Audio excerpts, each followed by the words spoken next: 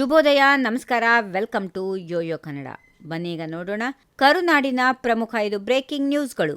ರಾಜ್ಯದಲ್ಲಿ BPL card ಪಡೆಯಲು ಇರುವ ಆದಾಯ ಮಿತಿ ಪರಿಷ್ಕರಣೆಗೆ ಚಿಂತನೆ ನಡೆದಿದೆ ಎಂದು ಆಹಾರ ಸಚಿವ ಕೆಎಚ್ ಮುನಿಯಪ್ಪ ತಿಳಿಸಿದ್ದಾರೆ. ಕೇಂದ್ರ ಸರ್ಕಾರ ಬಿಪಿಎಲ್ ಕಾರ್ಡ್ದಾರರ ಆದಾಯವನ್ನು 1.20 ಲಕ್ಷ ರೂಪಾಯಿಗಳಿಗೆ ಮಿತಿಗೊಳಿಸಿದೆ. ಆದರೆ ಕೂಲಿ ಕೆಲಸಗಾರರಿಗೂ ಪ್ರತಿದಿನ 500 ರೂಪಾಯಿ ದೊರೆಯುತ್ತದೆ. ಇದರ ಆಧಾರದಲ್ಲಿ ಅವರ ಆದಾಯವು ವರ್ಷಕ್ಕೆ 1.80 ಲಕ್ಷ ರೂಪಾಯಿಗಳಿಗಿಂತ ಅಧಿಕವಾಗುತ್ತಿದೆ. ಹೀಗಾಗಿ ಈ ಬಗ್ಗೆ ಪರಿಷ್ಕರಣೆ ಕುರಿತು ಚಿಂತನೆ ನಡೆದಿದೆ ಎಂದು ಸಚಿವರು ತಿಳಿಸಿದ್ದಾರೆ.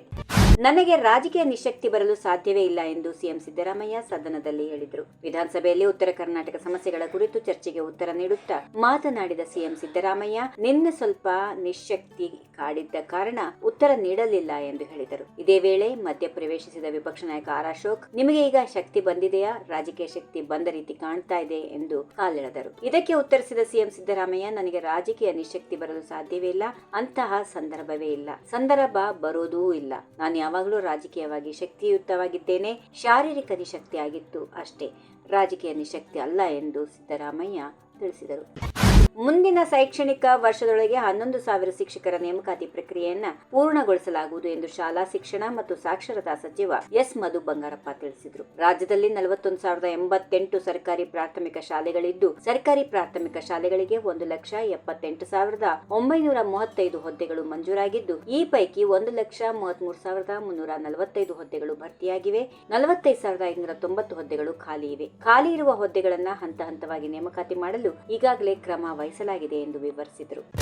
ಗೃಹಲಕ್ಷ್ಮಿ ಯೋಜನೆಯ ಕುರಿತು ಲಕ್ಷ್ಮೀ ಹೆಬ್ಬಾಳ್ಕರ್ ತಪ್ಪು ಮಾಹಿತಿ ನೀಡಿದ್ದರೆ ಹಕ್ಕುಚ್ಯುತಿ ಮಂಡಿಸಿ, ಅದಕ್ಕೂ ಮೊದಲು ನಾನು ನರೇಗಾ ಹಣ, ನೀರಾವರಿ, ಜಲಜೀವನ್ ಮಿಷನ್ ಕೇಂದ್ರದಿಂದ ಬಂದಿಲ್ಲ, ಮಾನ ಮರ್ಯಾದೆ ಇದ್ರೆ ಬಿಜೆಪಿಯವರು ಅದಕ್ಕೆ ಉತ್ತರಿಸಲಿ ಎಂದು ಉಪಮುಖ್ಯಮಂತ್ರಿ ಡಿಕೆ ಶಿವಕುಮಾರ್ ಹೇಳಿದ್ದಾರೆ. ಸುದ್ದಿಗಾರರೊಂದಿಗೆ ಮಾತನಾಡಿ, ಪಂಚ ಗ್ಯಾರಂಟಿಗಳು ಸೇರಿದಂತೆ ನಮ್ಮ ಕೈ ಗಟ್ಟಿಯಾಗಿದೆ, 1 ರೂಪಾಯಿ ಕೂಡ ಭ್ರಷ್ಟಾಚಾರ ಇಲ್ಲದೆ ಫಲಾನುಭವಿಗಳಿಗೆ ಹಣ ನೀಡುತ್ತಿದ್ದೇವೆ. ಬಿಜೆಪಿಯವರು ಅನಗತ್ಯವಾಗಿ ವಿವಾದ ಮಾಡುತ್ತಾ ಇದ್ದು, ಲಕ್ಷ್ಮೀ ಹೆಬ್ಬಾಳ್ಕರ್ ಅವರು ಹಣ ತಿಂದು ಬಿಟ್ಟಿದ್ದಾರಾ ಎಂದು ಪ್ರಶ್ನಿಸಿದರು. ತಪ್ಪು ಮಾಹಿತಿ ನೀಡಿದ್ದರೆ ಹಕ್ಕುಚ್ಯುತಿ ಮಂಡಿಸಲಿ. ನಮಗೆ ಕೇಂದ್ರದಿಂದ ಬರಬೇಕಾಗಿದ್ದ ನರೇಗಾ ಹಣ ಬಂದಿಲ್ಲ, ನೀರಾವರಿ ಹಣ ಬಂದಿಲ್ಲ, ಜಲ್ ಜೀವನ್ ಮಿಷನ್ ಹಣ ಬಂದಿಲ್ಲ, ಜಿಎಸ್ಟಿಯಿಂದ 15,000 ಕೋಟಿ ರೂಪಾಯಿ ನಷ್ಟ ಉಂಟಾಗಿದೆ. ಮಾನ ಮರ್ಯಾದೆ ಇದ್ದರೆ ಬಿಜೆಪಿಯವರು ಇದರ ಬಗ್ಗೆ ಮಾತಾಡಲಿ ಎಂದು ಕಿಡಿಕಾರಿದರು.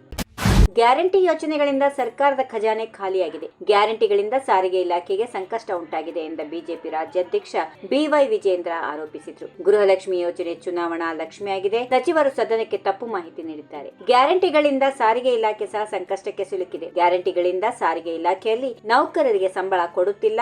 ರಾಜ್ಯ ಸರ್ಕಾರದ ಬಂಡವಾಳ ಬಯಲಾಗಿದೆ. ಸ್ವತಃ ಸಿದ್ದರಾಮಯ್ಯನವರೇ ಗೊಂದಲದಲ್ಲಿದ್ದಾರೆ. ಇನ್ನು ಎಷ್ಟು ದಿನ ಸಿಎಂ ಆಗಿರುತ್ತೇನೆ ಎಂಬ ಗೊಂದಲದಲ್ಲಿದ್ದಾರೆ ಎಂದು ಬಿವೈ ವಿಜೇಂದ್ರ ಲೇವಡಿ ಮಾಡಿದರು. ಈ ವಿಡಿಯೋ ನಿಮಗೆ ಇಷ್ಟವಾದಲ್ಲಿ ಲೈಕ್ ಮಾಡಿ, ಶೇರ್ ಮಾಡಿ, ಸಬ್ಸ್ಕ್ರೈಬ್ ಮಾಡಿ.